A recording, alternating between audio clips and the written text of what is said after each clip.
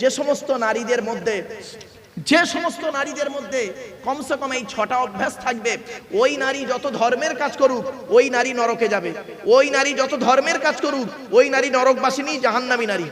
কি কটা জিনিস? কমসে কম 6টা। একটু দয়া করে শুনে যান। 1 নাম্বার হলো কি? যে নারী তার স্বামীর সঙ্গে মেজাজ দিয়ে কথা বলে। অনেক মা বোন আছে দেখবেন, পাড়ার লোকের সঙ্গে কথা বলে মিষ্টি ভাষায়, আর স্বামীর সঙ্গে যখন কথা বলে মেজাজ দিয়ে কথা বলে। জানি না কেন বলেন, হয়তো মেয়েটা দেখতে সুন্দরী, ছেলেটা দেখতে সুন্দর নয়। হয়তো মেয়েটা বড় লোকের ঘরের মেয়ে, ছেলেটা গরিবের ছেলে। হয়তো মনে হয় মেয়েটি MA পাস, ছেলেটি 8 ফেল। জানি না কি কারণ। তবে 1 নাম্বার নবীজি বললেন ওই নারীদের প্রতি জাহান্নাম, নরকবাসিনী নারী যে নারী তার স্বামীর সঙ্গে মেজাজ দিয়ে কথা বলে। 2 নাম্বার হলো ওই নারী যে নারী তার স্বামীর দুর্নাম বদনাম অন্যের কাছে করে বেড়ায়। 3 নাম্বার ওই নারীর প্রতি নরক জাহান্নাম যে নারী কি করে, স্বামী থাকতে অন্য পুরুষের সঙ্গে পরকীয়ায় লিপ্ত হয়। বাড়ি থেকে ভাববেন। 4 নাম্বার ওই নারীর প্রতি সৃষ্টিকর্তা বলেছেন ও নামাজ পড়ে রোজা রেখে হজ করে জাহান্নামে যাবে যে নারী স্বামীর বিছানা ছেড়ে দিয়ে, বিনা কারণে স্বামীর বিছানা ছেড়ে দিয়ে অন্য বিছানায় রাত কাটায়। 5 নাম্বার ওই নারী যে নারী স্বামীর পরিবারের সঙ্গে খারাপ আচরণ করে। স্বামীর পরিবার কারা? স্বামীর বাপ, স্বামীর মা, স্বামীর ভাই, স্বামীর বোন। অনেক মেয়ে ছেলে আছে দেখবেন, কি হিন্দু কি মুসলিম, ওর স্বামীকে খুব ভালোবাসে, স্বামীর বাপ ভাইকে দেখতে পারে না। ওর পিতামাতা এলে দেখবেন কত ভক্তি শ্রদ্ধা চলে, আর স্বামীর পিতামাতা এলে তাদের প্রতি কোনো গুরুত্ব নেই। ওই নারী যত ধর্মের কাজ করুক না কেন ও জাহান্নামী, নরকবাসিনী নারী। 6 নাম্বার হলো ওই নারী যে নারী তার স্বামীকে বলে তোমার সঙ্গে বিয়ে হয়ে আমার জীবন নষ্ট হয়ে গেছে, আমার মতো মেয়ে বলে তুমি বেঁচে গেলে, অন্য কেউ হলে বুঝতে পারতে। ওই নারী হলো জাহান্নামী নারী। কারণ জন্ম মৃত্যু বিবাহ সবই সৃষ্টিকর্তার হাত। ঠিক না ঠিক? জাস্ট আর আপনাদেরকে অনেক কষ্ট দিয়েছি, আর কষ্ট দেব না। শেষবারে 1 মিনিটের ভিতরে একটা কথা আপনাদের বলেই আমি আমার বক্তব্য শেষের দিকে নিয়ে যাব। কারণ প্রশাসনকে আমরা ভক্তি শ্রদ্ধা, মানে ভারতীয় সংবিধানকে অ্যাকর্ডিং টু ইন্ডিয়ান ল এবং অ্যাকর্ডিং টু ইন্ডিয়ান লকে আমরা অত্যন্ত ভক্তি শ্রদ্ধা রেসপেক্ট করি, সম্মান করি। মনে রাখবেন, সেজন্য মানে প্রশাসনের প্রতি আমাদের একটা আস্থা, ভরসা, ভালোবাসা আছে। তাদের পূর্ণ সহযোগিতায় এই থানার ওসি থেকে শুরু করে আইসি পর্যন্ত এবং কনস্টেবল যারা আছেন তারা বিভিন্ন দিক থেকে আপনাদের সকলের সহযোগিতা করেছেন। সেজন্য তাদেরকে ধন্যবাদ জানিয়ে লাস্ট একটা পয়েন্ট 1 মিনিটের মধ্যে বলে দিচ্ছে, শুনে নিন। আপনার আমার মৃত্যু হবেই হবে, ঠিক না বেঠিক? মৃত্যুর পরে সৃষ্টিকর্তা পরকালে আপনাদেরকে 2 দিকের প্রশ্ন করবে। কদিকের? 2 দিকের প্রশ্ন। একটা প্রশ্ন হবে সৃষ্টিকর্তার তরফ থেকে, আর একটা প্রশ্ন হবে বান্দাদের তরফ থেকে। সৃষ্টিকর্তার তরফ থেকে প্রশ্ন করবেন সৃষ্টিকর্তা কি, এই যে ধর্মের মানুষ, আপনি মুসলমান হলে আপনাকে প্রশ্ন করা হবে নামাজ পড়েছিলিস, রোজা রেখেছিলিস, ইত্যাদি ইত্যাদি। তো আপনি সেদিন মার খাবার ভয়ে বলবো মাঝে মাঝে করেছি, মাঝে মাঝে করি না, আপনি দয়ালু দয়াবান, আজকে মাফ করে দিন। তো সৃষ্টিকর্তা সেদিন যদি মাফ করে দেন তো পার হয়ে গেলাম, আর যদি মাফ না করে যদি বলে দাঁড়া তোর খবর আছে, হিসাব আছে, তাহলে আমাদের 12টা বাজলো, চলো। কিন্তু আমরা এখানে যত হিন্দু মুসলিম দাঁড়িয়ে আছি, বসে আছি, ধরা আমরা পড়বই বান্দার তরফের প্রশ্ন। বান্দার তরফ থেকে 10খানা প্রশ্ন হবে, 10 দিকের প্রশ্ন। কদিকের? 10 দিকের প্রশ্ন। কি হিন্দু কি মুসলিম কারো ছাড় হবে না, চিন্তা নেই। প্রথম প্রশ্ন হবে, শোন, পৃথিবীতে স্বামী হিসাবে কতটা দায়িত্ব পালন করেছিস? এখানে যারা স্বামী আছেন হিন্দু মুসলিম, স্বামী হিসাবে কতটা দায়িত্ব পালন করেছেন? বিশ্বনবী মুহাম্মদ সাল্লাল্লাহু আলাইহি ওয়াসাল্লাম বলেছেন প্রত্যেক স্বামীর দায়িত্ব হলো তার স্ত্রীকে কমসে কম 17টা শিক্ষা দিতে হবে। টাইম নেই, ওদিকে গেলাম না। 2 নাম্বার বলা হবে কি, পিতা হিসাবে কতটা দায়িত্ব পালন করেছো? প্রফেট মুহাম্মদ সাল্লাল্লাহু আলাইহি ওয়াসাল্লাম বলেছেন প্রত্যেক পিতামাতার দায়িত্ব হলো ছেলে মেয়ের উপরে 3টি। টাইম নেই, বাদ দিলাম। 3 নাম্বার, ছেলে হিসাবে কতটা দায়িত্ব পালন করেছিলিস? পিতামাতার সেবা যত্ন করেছিলিস? ব্যাস, ধরা পড়ে যাবে। 4 নাম্বার, ভাই হিসাবে কতটা দায়িত্ব পালন করেছিলিস? বোনের ফারাইজি অংশ দিয়েছিলিস না বোনের অংশ মেরে নিয়েছিলিস, ভাইয়ের অংশ মেরে নিয়েছিলিস? 5 নাম্বার, চাচা বা কাকা। এখানে যত চাচা বা কাকা বসে আছে দেখবেন, বাপ মারা গেছে, চাচা বেঁচে আছে, ছোট ছোট ভাই বোনের সম্পত্তি উনি নিজের নামে রেকর্ড করনে বসে আছে, উনি আবার হাজি সাহেব। ছি ছি ছি ছি ছি ছি ছি ছি ছি, লজ্জা করা উচিত। 6 নাম্বার, খুব ইম্পর্টেন্ট, দুলাভাই। এরা কি বলেন, আপনারা কি বলেন? দুলাভাই হিসাবে এখানে যারা দুলাভাই আছেন, বোনাই আছেন, ওদেরকে ধরা হবে। শালীর সঙ্গে কিরূপ আচরণ করেছিলিস? দুলাভাই। তার সঙ্গে আরেকজন আছে দেবর। আপনারা কি বলেন? দেবর। স্বামীর উপরেরটা না পরেরটা? পরেরটাকে বলেন দেবর। এই দেবরদেরকে ধরা হবে। দুলাভাই বা দেবর হিসাবে কতটা দায়িত্ব পালন করেছি? এরপরে বলা হয়েছে 7 নাম্বার খালু বা জামাই বাবু হিসাবে ধরা হবে। 8 নাম্বার হলো মামা হিসাবে তোমাকে ধরা হবে। এখানে যত মামা আছেন হিন্দু মুসলিম সকলকে ধরা হবে, তুমি মামা হিসাবে কতটা দায়িত্ব পালন করেছিলে। 9 নাম্বার হলো দাদু হিসেবে, দাদু বাপের বাপকে কি বলেন, দাদু হিসাবে আপনাদের ধরা হবে। যে বাপের তোকে 4টে ছেলে দিয়েছিলাম, বড় ছেলেটা চাকরি করতে বলে বড় ছেলেদেরকে বিস্কুট লজেন কিনে দিতি, আর ছোট ছেলেটা গরিব বলে তার কিছু দিতি কিনা। তোর মতো দাদু এখানে আজকে নরকবাসিনী বা নরকবাসী বাড়ি থেকে ভাববেন। 10 নাম্বার লাস্ট পয়েন্ট, নানা হিসাবে আপনাকে ধরা হবে। মায়ের বাপকে আপনারা কি বলেন, নানা। নানা যারা আছেন তাদেরকে ধরা হবে। বলা হবে তোর আমি 4টে মেয়ে দিয়েছিলাম, বড় জামাইটা চাকরি করতো, প্রমোটারি ব্যবসা করতো, তার ছেলে মেয়ে যখন আসতো ভালো ভালো খাওয়াতি, আর ছোট জামাইটা কি করতো, লেবারের কাজ করতো, সে যখন তার বউ বাচ্চাকে নিয়ে আসতো তার প্রতি গুরুত্ব ছিল। তোর মতো নানা আজকের জাহান্নামী, তুই যত নামাজ পড় রোজা রাখ, জ্ঞানী গুণী বুদ্ধিজীবী মানুষ, এই 10টা দায়িত্ব যদি আপনার থাকে, যদি করে যান পৃথিবীতে, সকালবেলা ঘুম থেকে উঠে বলবেন ইনশাআল্লাহ আমি স্বর্গবাসী জান্নাতি মানুষ। আর যদি না পারেন, যতদিন বাঁচবেন এই 10টা প্রশ্নের উত্তর খুঁজে বের করবেন। অনুরোধ করে বলে গেলাম, এতক্ষণ আপনাদের কাছে বিভিন্ন দিক থেকে আলোচনা করলাম, বিভিন্ন অ্যাঙ্গেল থেকে কথা বলতে চেয়েছিলাম একটাই, হিন্দু মুসলিম কাঁধে কাঁধ মিলিয়ে চলুন, ভ্রাতৃত্ব বজায় রেখে চলুন, একে অপরের বিপদে ঝাঁপিয়ে পড়ুন, একে অপরের ভালোবাসুন। ভ্রাতৃত্বের ওয়াজ অনেকটা ছিল কিন্তু টাইম শর্ট বাবা, অতি অল্প টাইমের ভিতরে, শর্ট টাইমের ভিতরে কটা বলবার কটা করব, আলোচনা করতে করতে বিভিন্ন দিক থেকে কথা বললাম। তাই আপনাদেরকে অনুরোধ করছি একটাই কথা, বাপ আগামী এই জলসার জন্য এমন কোনো ব্যক্তি আছেন বাপ মারা গেছে, মা মারা গেছে, ভাই বোন দাদা দাদি নানা নানি মারা গেছে, তাদের রুহে মাগফিরাতের জন্য, তাদের আত্মার শান্তির জন্য, আত্মার কল্যাণের জন্য এমন কোনো ব্যক্তি আছেন, পিতামাতা, মৃত পিতামাতা বা জীবিত বৃদ্ধ মানে বয়স্ক অসুস্থ পিতামাতার জন্য, তারা দাদা দাদি নানা নানি শ্বশুর শাশুড়ি ছেলে মেয়ে স্বামী স্ত্রীর জন্য একজন ব্যক্তির কাছে আমি কিছু পয়সা চাইছি, ডোনেট চাইছি, এমন কেউ আছেন দয়া করে একটু দেবেন, ডোনেশন করবেন, একটু ডোনেট করবেন আল্লাহর রাস্তায়। আল্লাহর নবীর জলসায়, কোরআনের মাহফিল, ভ্রাতৃত্বের আলোচনা, হিন্দু মুসলিম সমন্বয়ের আলোচনাতে আপনাদের কাছে আমি কমিটির তরফ থেকে আপনাদের কাছে আমি ভিক্ষা চাইছি। একজন ব্যক্তি কেউ আছেন মসজিদের জন্য এবং এই জলসার জন্য, একজন ব্যক্তির কাছে আমি বেশি চাইনি ভাই, আপনাদের তো আল্লাহ অর্থ দিয়েছে অনেক, টাকার হিসাব নাই। কারণ আজ থেকে 50 বছর আগে এই অবস্থা আপনাদের এখানে ছিল না, রাজারহাট 50 বছর আগে এমন ছিল না। বৃদ্ধ মানুষদের জিজ্ঞাসা করবেন 50 বছরের ভিতরে সৃষ্টিকর্তা এই রাজারহাটকে কি বানিয়ে দিল, সেটা বাস্তবেই দেখতে পাচ্ছেন। তাই আপনাদের কাছে আমি করজোড়ে নিবেদন করছি, সৃষ্টিকর্তা বলছেন তুই টাকা পয়সা সম্পদগুলোকে তুই আমার রাস্তায় দান করে যা, তাহলে কবরে শুয়ে শুয়ে সওয়াব পাবি। বাপ মারা গেছে, যাদের বাম্মা মারা গেছে তাদের নামেও দান করুন, বৃদ্ধ পিতামাতা অসুস্থ পিতামাতার জন্য দান করুন। একজন ব্যক্তির কাছে আমি 10,000 টাকা চাইছি, একজন ব্যক্তি দেবেন, বাপের নামে, মায়ের নামে, দাদা দাদি নানা নানি খালা খালু ফুপা ফুপু মামা মামি শ্বশুর শাশুড়ির জন্য একজন ব্যক্তি দেবেন আল্লাহর রাস্তায় 10,000 টাকা। একজন ব্যক্তির কাছে আমি চাইছি দয়া করে মেহেরবানি করে একটু দেবেন। আলহামদুলিল্লাহ, নারায়ে তাকবীর, নারায়ে তাকবীর। কি নাম ভাই? শেখ আহমদ আলী। কার নামে? মায়ের নামে দিয়েছে। কোথায় বাড়ি ভাই? নিউ টাউনে বাড়ি। আম্মা জানের নামে দিয়েছে 10,000 টাকা। নারায়ে তাকবীর। তোরা দেই যাকাত, দেই যাকাত, দেই রে যাকাত, যাকাত না দিলে তোরা পাবি না নাজাত। ধনী তোমরা খাবে সুখে, গরিব গুলো মরবে দুঃখে, গজব দিবেন তাদের উপর স্বয়ং খোদা পাক। তোরা দেই যাকাত, দেই যাকাত, দেই রে যাকাত, যাকাত না দিলে তোরা পাবি না নাজাত।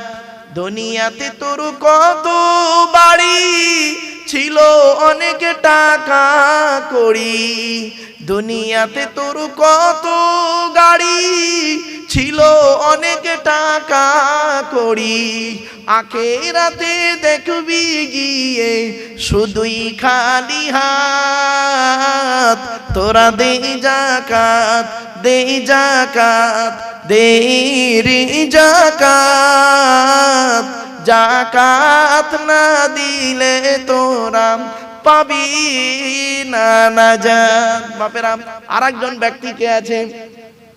আরেকজন ব্যক্তি কে আছে? আমার ওই ভাইয়ের সঙ্গী হবে একজন কে আছে? বাপের নামে মায়ের নামে 10,000 টাকা চেয়েছি। বাবা 10,000 দিতে যদি কষ্ট হয় 5,000 টাকা দান করবে। কে আছে? 5,000 টাকা চেয়েছি। বাপের নামে মায়ের নামে দাদা দাদি নানা নানি খালা খালু ফুপা ফুফু মামা মামি শ্বশুর শাশুড়ির নামে 5,000 টাকা দান করবে। আল্লাহর রাস্তায় দেবেন। আমার ভাই দিয়েছে 10,000 টাকা, মায়ের জন্য দিয়েছে। ও বন্ধুরা, কত টাকা কত দিকে চলে যায়। মায়ের জন্য বাপের জন্য একটু দান করে যান। 10,000 টাকা দরি না হয় 5,000 টাকা দেবে একজন ব্যক্তি। কে আছে? ভাই 5,000 টাকা চেয়েছি, একটু দয়া করে মেহেরবানি করে দেন। জাকাত ফিতরার ধারদার না, শুধু খেতে তার ভুল হয় না। জাকাত ফিতরার ধারদার না, শুধু খেতে তার ভুল হয় না। জাহান্নামে ফেলে তাদের করবে গো আঘাত। তোরা দে জাকাত, দে জাকাত, দে রে জাকাত। জাকাত না দিলে তোরা পাবি না নাজাত। বাপেরা 2,000 টাকা চেয়েছি। কত কত? শেখ শাহিল আহমেদ দিয়েছে 5,000 টাকা। নারায়ে তাকবীর, আলহামদুলিল্লাহ। তাহলে 15,000 টাকা হয়েছে। আর 5,000 টাকা একজন ব্যক্তিকে দেবেন। বাপের নামে মায়ের নামে দাদা দাদি নানা নানির নামে খাস করে দোয়া চাওয়া হবে। আখেরি মোনাজাতে খুনি হয়ে যাবে। বাপ 5,000 টাকা চেয়েছি, যদি 5,000 টাকা দিতে কষ্ট হয় 2,000 টাকা দান করেন। 2,000 করে দেন। কত টাকা কত দিকে চলে যায়। বিড়ি, তেরেঙ্গা, খৈনি, গুটকা, শান্তি অশান্তি, বিমল, সিগনেচার, সিগারেট খেতে খেতে কত টাকা চলে যায় তার কোনো ঠিক নেই।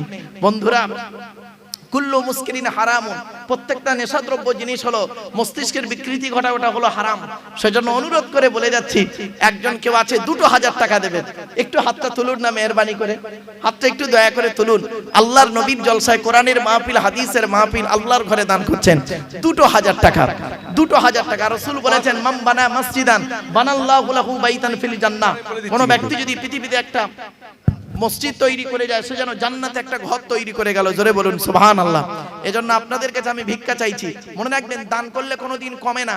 আপনি যে টাকা দান করলেন তার ডবল টাকা আপনি পাবেন। হুজুর মিজানুর রহমান 5,000। মিজানুর রহমান ভাই দিয়েছে 5,000 টাকা। নারায়ে তাকবীর, আলহামদুলিল্লাহ। আল্লাহ বলছেন, বান্দা তুই দিবি না? ভারত সরকারের কাছে থাকিস, ভারতের জমিনে থাকিস, ভারত সরকারকে ট্যাক্স দিস, জিএসটি দিস। আর আমি আল্লাহ আমার পৃথিবীতে আছিস, আমার দেওয়া আকাশের পানি, আমার দেওয়া জমিন, আমার দেওয়া সূর্যের আলো, আমার দেওয়া অক্সিজেন, তা আমার ট্যাক্স দিবি না? আল্লাহ বলছে আমাকে ট্যাক্স দে।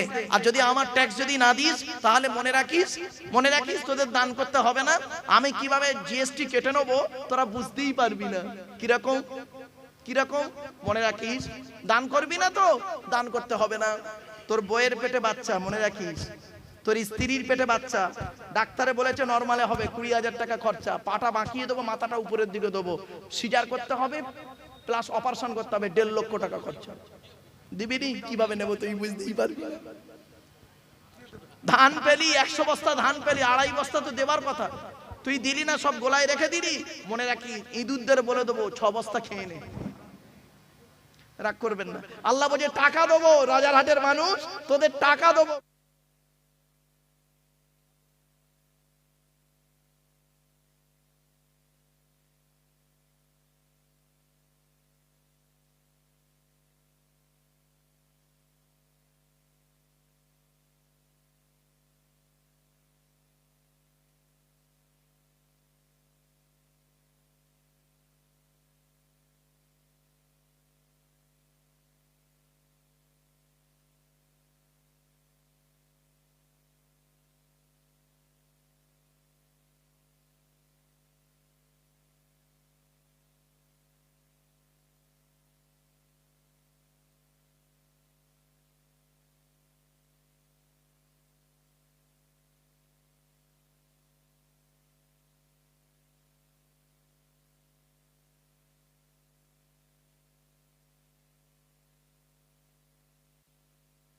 রহমতের দরজা যদি কারোর জন্য খুলে দিই, পৃথিবীর কারোর ক্ষমতা নেই সেটাকে বন্ধ করে, আর আমার রহমতের দরজা যদি কারোর জন্য বন্ধ করে দিই, পৃথিবীর কারোর ক্ষমতা নেই সেটাকে খুলে দেয়। অতএব সৃষ্টিকর্তা যাকে চায় তার দ্বারাই কাজ করিয়ে নেয়। এজন্য অনুরোধ করে বলি 20,000 হুজুর 2000 টাকা শেখ মশিয়ার রহমান। আলহামদুলিল্লাহ 22,000 টাকা হয়েছে। নারাই তাকবীর। আলহামদুলিল্লাহ 22,000 হয়েছে। আর 2,000 টাকা দিলে 24,000 হবে। একটু দয়া করে মেহেরবানি করে দেন। 2,000 টাকা চাইছি। 2,000 টাকা বাপের নামে, মায়ের নামে, স্ত্রীর নামে, ছেলে মেয়ের নামে। তবে যুবকদেরকে বলি প্রেমিকার নামে দিলে কোনো গ্যারান্টি নেই। আরে রাগ করবেন না, বহুদিন আগের ঘটনা, একটা বাস্তব অভিজ্ঞতা বলছি। 2000 সালে ওয়াজ করছি, আজ থেকে 25 বছর আগে 2000 সালে ওয়াজ করছি। জায়গাটার নাম আর বললাম না। তো আমি এখন জলসা শেষের পথে, প্রায় 3 ঘন্টা ওয়াজ হয়ে গেছে জানেন। আর আমাকে একজন সভাপতি এসে বলছে, হুজুর একটু মসজিদের জন্য কালেকশন করবেন। তা আমি তখন কালেকশন ভালো করতে পারতাম না, এখনো পারি না, ভালো লেখাপড়া তেমন নেই, তাই পারবো কি করে। তো এবার আমি করেছি কি, আমি ওয়াজের কালেকশনের শুরুতে বলেছি, বাবারা আল্লাহর ঘরে দান করুন, মনের আশা পূর্ণ হবে বলেছি। বলতে করেছি কি, একটা বুড়ো লোক বাপের নামে 1000 টাকা দিল, আমি নারায় তাকবীর দিয়েছি। আর একটা বুড়ো লোক মায়ের নামে 1000 দিল, আমি নারায় তাকবীর দিয়েছি। হঠাৎ দেখি একজন যুবক ছেলে সাদা কাগজে লিখে পাঠিয়েছে, আসসালামু আলাইকুম হুজুর, আমি আমার প্রেমিকার নামে 500 টাকা দান করলাম। আমি কাগজটা পড়ে বলছি দানের কোনো গ্যারান্টি নেই। স্টেজ থেকে নেমেছি, আড়াল মতো জায়গায় আমাকে পেয়ে বলছে, হুজুর আল্লাহর কসম করে বলছে, হুজুর আমি ওই কাগজটা দিয়েছিলাম। তাই বললাম, কিরে ভাই, তোর বাপ মা দাদা দাদি নানা নানি কেউ মরেনি, তাদের নামে দিলিনি, তুই প্রেমিকার নামে দিলি। ও কি বললো জানেন আমাকে? কি বললো শুনবেন? হুজুর আপনি তো বললেন আল্লাহর ঘরে দান করলে মনের আশা পূর্ণ হয়।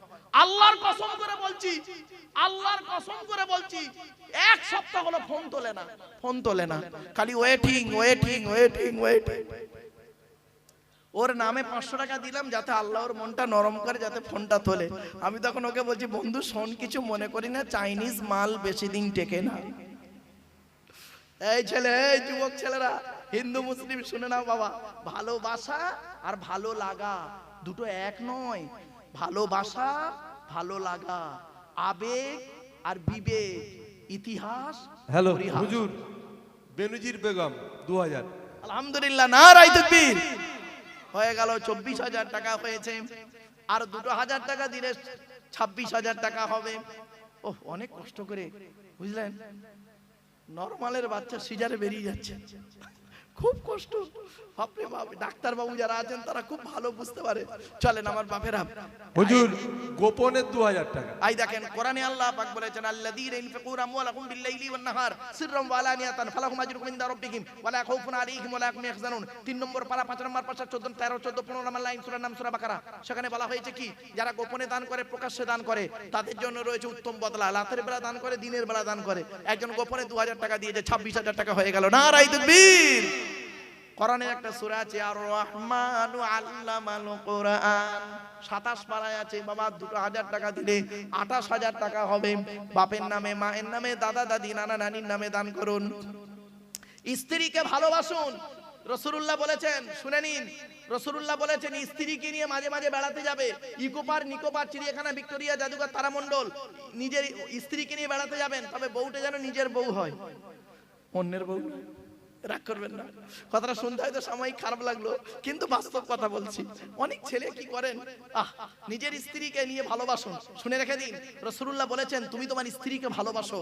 আর এই পৃথিবীর জমিনে সবথেকে সেরা নার্স, সেদিন আমি স্টুডেন্টদের বলছি, বলছে এই বলতো দেখি পৃথিবীর সেরা নার্সের নাম কি? একজন বলছে স্যার ফ্লোরেন্স নাইটিঙ্গেল। তাহলে দের বোকা, পৃথিবীর সেরা নার্স হলো স্ত্রী, ওয়াইফ। ওয়াইফ পৃথিবীর সেরা নার্স। হসপিটালের নার্স, নার্সিং হোমের নার্স, তারা টাকার মাধ্যমে জামাটা খালি চেঞ্জ করে দিতে পারে, আর ইনজেকশনটা দিতে পারে, ওষুধটা খাওয়াতে পারে, আর কিছু পারে না। কিন্তু তোমার স্ত্রী তোমার জন্য কি করতে পারে? শারীরিক, মানসিক, দৈহিক সব দিকের সহযোগিতা করতে পারে। ঠিক না? ঠিক। এজন্য স্ত্রী হলো পৃথিবীর সেরা নার্স। এজন্য স্ত্রীকে ভালোবাসুন, দেখবেন আল্লাহর রহমত নাজিল হবে। অনুরোধ করে বলি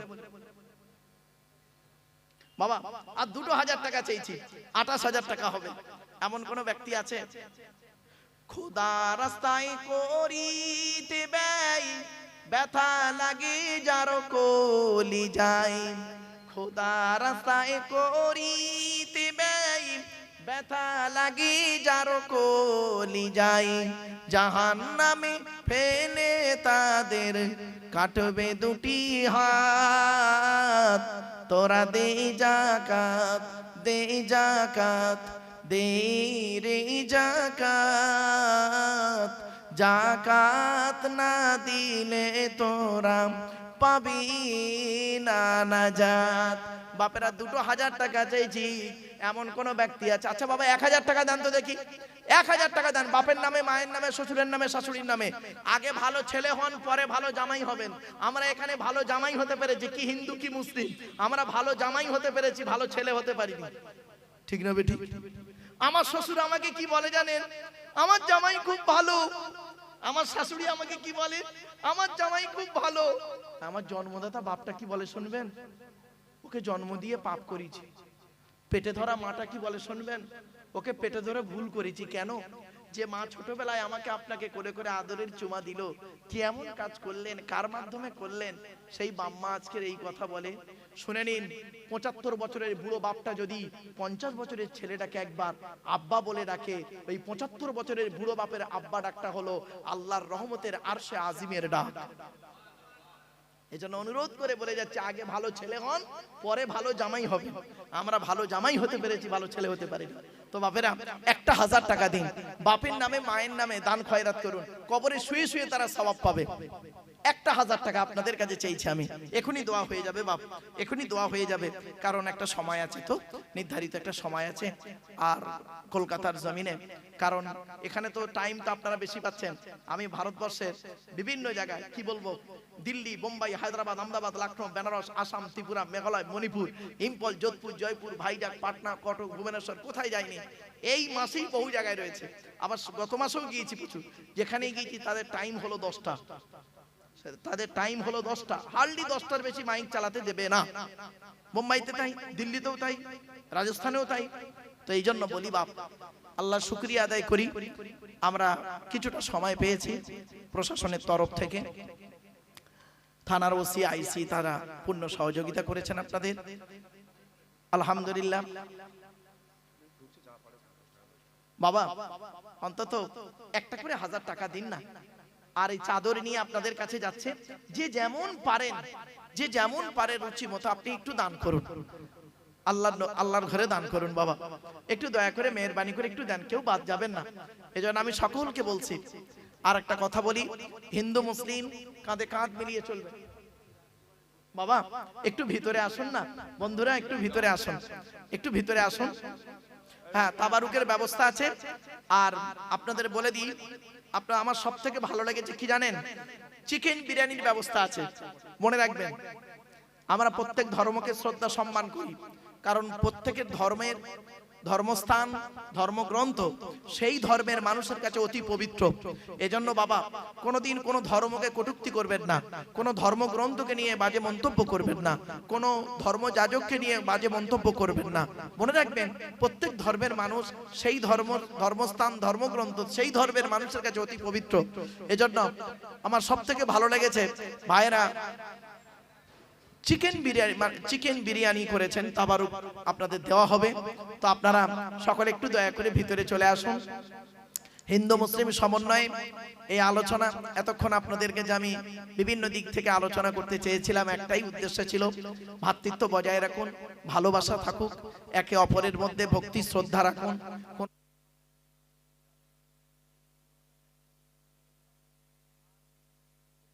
একে অপরের বিপদে ঝাঁপিয়ে পড়ুন। মনে রাখবেন, হযরত মুহাম্মদ সাল্লাল্লাহু আলাইহি সাল্লামের কাছে একজন অমুসলিমদের যুবক ছেলে আসতেন। তো উনি প্রায় সময় আসতেন, তো কয়েকদিন ছেলেটি আসে না। নবীজি বললেন, কি ব্যাপার বলো তো, অমুসলিমদের ছেলেটার আসে না? বলল, হয়তো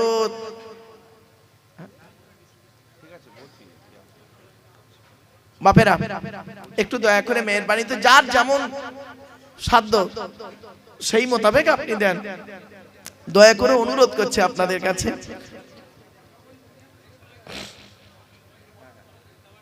বাপেরা একটু দয়া করে ভিতরে বসে যান না। তবে আপনারা যদি এই জলসা করেন, আমার একটা অনুরোধ রইল কমিটির কাছে, আগামী বছর থেকে চেষ্টা করবেন চেয়ারের ব্যবস্থা করতে। তাহলে হবে কি জানেন, মানে অনেক সময় কি হয়, অনেক ভাইরা আছেন যুবক ছেলেরা, তারা প্যান্ট পরে থাকে, বুট পরে থাকে, ওই প্যান্ট বসতে একটু কষ্ট হয় স্বাভাবিক, আর প্লাস ওই বুটটা খুলে বসে আবার করা একটু কষ্ট হয়ে যায়। এজন্য চেয়ার করলে হয় কি, তাদের জন্য একটু সুবিধা হয়। বাবা খারাপ ভাববেন না, জানো আমি একটু পরামর্শ দিলাম, আমি অর্ডার করছি না, আপনাদেরকে পরামর্শ দিলাম। আমার বাপেরা, যে সমস্ত ভাইরা এখানে যারা আছেন একটুখানি অনুগ্রহ করে একটু আসেন, তাওয়ারুক দিতে একটু সুবিধা হবে। আপনাদের সহযোগিতা যদি না থাকে তাহলে আমরা সঠিকভাবে পরিবেশন করতে পারবো না। অনুগ্রহ করে আপনাদের কাছে সকলের অনুরোধ, আপনারা একটু সামনে আসুন, বসুন একটু। আর যারা ভলেন্টিয়ার্স আছেন তাদের কাছে অনুরোধ, আপনারা তাওয়ারুককে নিয়ে আসুন। কিয়াম হওয়ার পরে দোয়া শুরু হওয়ার আগেই তাওয়ারুকটা দেওয়া হবে ইনশাআল্লাহ।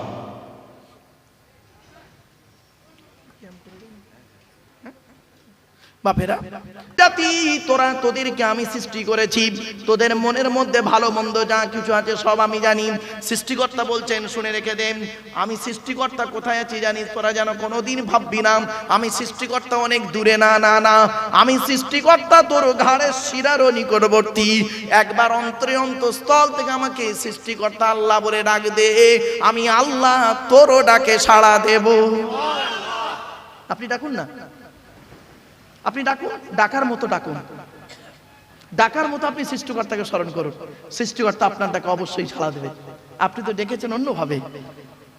চলো একটা একটা করে বলে যাই। আসলে আমরা নিজেদের মধ্যে মারামারি করি কেন?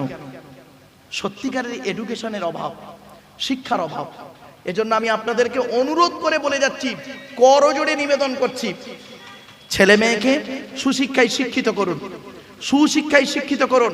আপনারা কি জানেন, এই যে আমার আগে পীরজাদা উজায়ের সিদ্দিকী ভাইজান যে আলোচনা করছিলেন, কোরআনের উপরে, হাদিসের উপরে বিভিন্ন দিক নিয়ে আলোচনা করছিলেন, আপনাদের ধারণা কি, আপনাদের কি মনে হয় কোরআন কি শুধু মুসলমানদের জন্য এসেছে? না, মানব জাতির কল্যাণের জন্য এসেছে কোরআন। কি নেবেন আপনি কোরআনে?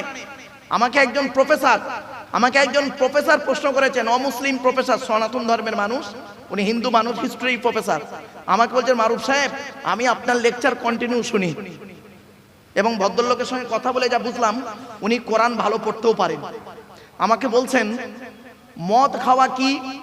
তা আমি বললাম কোন ধর্মে? আচ্ছা বলুন, আপনাকে আমি যদি বলি মদ খাওয়া কি, আপনি কি বলবেন? হারাম বলবেন। আমি কিন্তু হারাম বলিনি ফট করে। কেন জানেন? কেন উনি একজন প্রফেসর লোক, আর উনি প্রশ্ন করছেন আমাকে। আমি তখন চুপ করে, আমি বললাম, উনি বলছেন মদ খাওয়া কি, আমি তখন বললাম চুপ করে, কোন ধর্মে?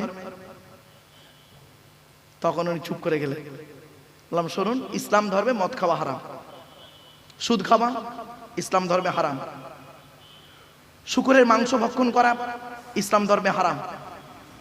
উনি তখন আমাকে বলছেন যে ভাই, আমার এই প্রশ্নটা মনের মধ্যে খুব জাগে, আমি তো ইসলাম ধর্মের মানুষ নই, তাহলে আমি যদি শুকরের মাংস ভক্ষণ করি, আমি যদি মদ পান করি, তাহলে আমাকে সৃষ্টিকর্তা কেন পরকালে আমাকে শাস্তি দেবে? আমার কথা তো কোরআনে বলা হয়নি, আমি তো সনাতন ধর্মের মানুষ। হালাল খাবে কারা? যারা ইসলাম ধর্ম গ্রহণ করেছে তারা। আমি বললাম স্যার আপনি গোটা কোরআন পড়েছেন? বলছে তাই তো পড়লাম। বললাম স্যার কিছু একটা মিস্টেক হয়ে গেছে স্যার। বলছে সে কি? বললাম শুনুন, শুনে নিন, আপনারা শুনে যান, আজকে হিন্দু মুসলিম উভয় শুনে যান ভাই, অনুরোধ করে যাচ্ছি আপনাদের। কোরআনে 3 শ্রেণীর লোককে সৃষ্টিকর্তা বলেছেন, আল্লাহ বলেছেন হালাল খেতে। কয় শ্রেণীর লোক? কয় শ্রেণীর? 3 শ্রেণীর লোককে উনি আল্লাহ বলেছেন হালাল খেতে, কোরআনে আছে। উনি সঙ্গে সঙ্গে কাগজ আর কলম বের করে নোট করছেন। বলুন, 1 নাম্বার কোরআনে বলা হয়েছে নবী রাসূলদেরকে আল্লাহ হালাল খেতে বলেছেন। কাদের কাদের? রেফারেন্স 18 নম্বর পারা বা খণ্ডের 4 নাম্বার পৃষ্ঠাতে 8 নাম্বার লাইনে সূরার নাম সূরা মুমিনুনের 51 নাম্বার আয়াতে বা বাক্যতে বলা হয়েছে ইয়া আইয়ুহার রাসূল, হে রাসূলগণ, কুলু মিনাত তাইয়্যিবাতি ওয়া আমালু সলিহা, হে রসুলগণ, আপনারা পৃথিবীতে হালাল খাবার খান, ভালো ভালো কাজগুলো করুন। জি আচ্ছা বলে দিচ্ছি, নবী এবং রসুলের মধ্যে পার্থক্যটা কি শুনে নিন। নবীদের উপরে, নবী রসুলের মধ্যে পার্থক্য অনেক রয়েছে, আমি জাস্ট দুটো তিনটে বলে দিচ্ছি। যাদের উপরে আসমানি কেতাব এসেছেন তারা হলো রসুল, আর যাদের উপরে আসমানি কেতাব আসেনি তারা হলো নবী। ঠিক আছে, সকল রসুল নবী, কিন্তু সকল নবী রসুল নয়। সে ছোটবেলায় পড়ে খার আর খারক মনে পড়ছে তো, সকল রসুল নবী, সকল নবী রসুল নয়। এবার আসছি পৃথিবীতে নবী এসেছেন কটা? নবী এসেছেন পৃথিবীতে, সংবাদ বাহক বলা হচ্ছে, নবী এসেছেন পৃথিবীতে 1,24,000, আর রসুল পৃথিবীতে এসেছেন 313 জন। কেউ বলেছেন 313, কেউ বলেছেন 315। এই দুই সংখ্যার একটু ডিফারেন্স, তো ওটা মানিয়ে নেবেন, মানে ডিফারেন্সে যাবেন না, মানিয়ে নেবেন, জাস্ট শুধু মতভেদে না গিয়ে। 313 জন রসুল এসেছেন, তার মধ্যে মোহাম্মদ সাল্লাল্লাহু আলাইহি সাল্লাম হলেন একজন রসুল। আচ্ছা, পৃথিবী যখন এটা এলো, আর একটু বলে দিই, পৃথিবীতে মোট কেতাব এসেছে কটা? 104টা। কত কত কত? 104টা সৃষ্টিকর্তা পুস্তক পাঠিয়েছেন। তার মধ্যে 100টা হলো ছোট ছোট ছোট ছোট, যাকে বলে সহিফা, চিরকুট চিরকুট, আর 4টা হলো বড় বড়। 4টা বড় বড় কি কি? 4টা বড় বড় হচ্ছে তওরাত, ওই আগেই বললাম তওরাত, জবুর, ইনজিল, কোরআন, এই 4টে বড় বড়। আর ছোট ছোট হলো 100টা। 100টা কাদের উপরে এসেছে একটু শুনে নিন। আদম নবীর উপরে এসেছে 10টা। কটা কটা কটা? 10টা। শীষ নবীর উপরে এসেছে 10টা। কত হলো? 20টা। ইদরিস নবীর উপরে এসেছে 30টা, 50টা। ইব্রাহিম নবীর উপরে এসেছে 10টা, 60টা। তারপরে এসেছে ইয়াকুব নবী, ইউসুফ নবী আর অন্যান্য নবীদের উপরে এসেছে 40টা। এইভাবে তাহলে 100টা হয়ে গেল। এখন আদম নবীর উপরে যে 10টা এসেছিল, সেই 10টা যদি বলি সকলের জন্যই, একদম সকলের জন্যই সেই 10টা হারাম জিনিস। সে তো কোরআনেও আছে, অন্য ধর্মেও, মানে কি বলবো, অন্যান্য কেতাব ও ধর্মগ্রন্থেও আছে এই 10টা জিনিস। চলো, যে কথাটা বলছিলাম, কি কথা বলছিলাম এখানে? খুব গুরুত্বপূর্ণ, না না, একটা গুরুত্বপূর্ণ কথা বলতে বলতে, খাওয়া খাওয়া হালাল হালাল। নবীদেরকে সৃষ্টিকর্তা বললেন হালাল খেতে। তখন উনি আমাকে বলছেন, প্রফেসর আমাকে বলছেন, স্যার কিছু মনে করবেন না, নবী রাসূলুল্লাহ তো হালাল খাবেন, তা এটা আবার বলার কি দরকার ছিল আল্লাহ? কিছু বুঝতে পারছেন কথাটা? নবী রাসূলুল্লাহ তো হালাল খাবেন, তো এটা আবার বলার দরকার কি ছিল আল্লাহ? আমি তখন বললাম, স্যার আপনি কি জানেন, কোরআনের অন্য একটা রেফারেন্স আপনাকে দিচ্ছি, শুনে নিন। 8 নম্বর পারার 10 নম্বর পৃষ্ঠার 9 নম্বর লাইনে সূরার নাম সূরা আরাফের মধ্যে সৃষ্টিকর্তা বলছেন, ফালানাসআলান্নাল্লাযীনা উরসিলা ইলাইহিম ওয়ালানাসআলান্নাল মুরসালিন। এর বাংলা মানেটা কি শুনবেন? প্রত্যেক নবী, সহজ করে বলছি, মানে মফহুমিয়া তরজমাটা করছি, প্রত্যেক নবী রাসূলকে কিয়ামতের মাঠে সৃষ্টিকর্তা জিজ্ঞাসা করবেন, আপনাকে পৃথিবীতে নবী করে পাঠিয়েছিলাম, আপনি কি আপনার দায়িত্ব পালন করেছেন? আপনাকে রসুল করে পাঠিয়েছিলাম পৃথিবীতে, আপনি কি আপনার দায়িত্ব পালন করেছিলেন পৃথিবীতে? এবার আপনারা বলুন, নবী এবং রসুলদেরকে যদি এই রকম প্রশ্নের সম্মুখীন হতে হয়, আপনি আমি কোন জায়গায় দাঁড়িয়ে আছি আপনাকে আমাকে জিজ্ঞাসা করবেন না? সৃষ্টিকর্তা ভাবলেন কি করে? শুনে নিন, কোরআনে আল্লাহ পাক অন্য আয়াত দিয়ে বলে দিচ্ছেন কি, আয়াহসাবুল ইনসানু আন ইউতরাকা সুদা। মানুষ কি মনে করেন এমনি এমনি তাকে ছেড়ে দেবো আমি? হঠাৎ করে জান্নাতে ঢুকে পড়বে, স্বর্গে চলে যাবে? হঠাৎ করে স্বর্গে চলে যাবেন আপনি? এত সহজ নয়। সৃষ্টিকর্তা বলছেন, ওকে কড়াই গন্ডায় হিসাব নেব, তারপরে হিসাব নিয়ে বিবেচনা করব ও স্বর্গে যাবার যোগ্য না অযোগ্য। শুনে নিন, কমসে কম আমাদেরকে, হিন্দু মুসলিম সকলকে 3টে প্রশ্নের সম্মুখীন হতেই হবে আমাকে আপনাকে। কি কি শুনে নিন। 1 নাম্বার, জ্ঞানী জ্ঞানী জ্ঞানের হিসাব দাও। সৃষ্টিকর্তা আমাকে আপনাকে জ্ঞান দিয়েছে, জ্ঞানটা কোথায় অ্যাপ্লাই করেছি এটাকে আপনার হিসাব দিতে হবে, আমাকেও হিসাব দিতে হবে। সঠিক জায়গায় আমি লাগিয়েছি জ্ঞানটাকে, না খারাপ জায়গায় লাগিয়ে মানুষকে ক্ষতি করেছি? 1 নাম্বার জ্ঞানী, তুমি জ্ঞানের হিসাব দাও। 2 নাম্বার ধনী, অর্থের হিসাব দাও। তোমাকে আমি অর্থ দিয়েছিলাম, কোথায় তুমি টাকাটা ব্যয় করেছো হিসাব দাও। আর 3 নাম্বার খুব ইম্পর্টেন্ট, হিন্দু মুসলিম বলে যাচ্ছি সকলকে, যুবক যৌবনের হিসাব দাও। তুমি যৌবন কালটা কোথায় তুমি ব্যয় করেছো, এত সহজ নয়। চলো তাহলে 1 নাম্বার হলো নবী রসুলদেরকে সৃষ্টিকর্তা বললেন হালাল খেতে। উনি তখন আমাকে বলছেন স্যার কিছু মনে করবেন না, আমি তো নবীও নয় রসুলও নয়। তাহলে 1 নাম্বারটা আমরাও কেউ নবী রসুল নয়, ঠিক না ঠিক? তাহলে 1 নাম্বারটা বাদ। 2য় নাম্বারটা দেখি কাদের হালাল খেতে বলেছেন সৃষ্টিকর্তা। কোরআনে আছে যারা আল্লাহকে বিশ্বাস করে, নবীকে বিশ্বাস করে, তাদেরকে